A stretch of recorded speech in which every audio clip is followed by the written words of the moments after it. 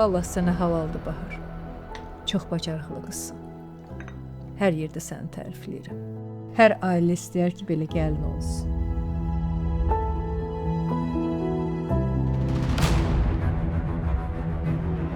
Sen niye şeyşulerini yığıp gelmişsin he? İndi ne yiyecek? Nece olacak? Əstəbirli ol da. De görün bu iş düzelecek yoksa yok. Ləman yoxdur da. Lalə ki var.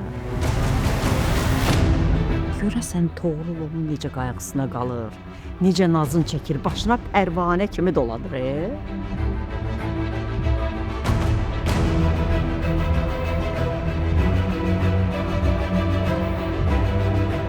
Cevap vermeyeceksen. İstersen vermez cevap ver.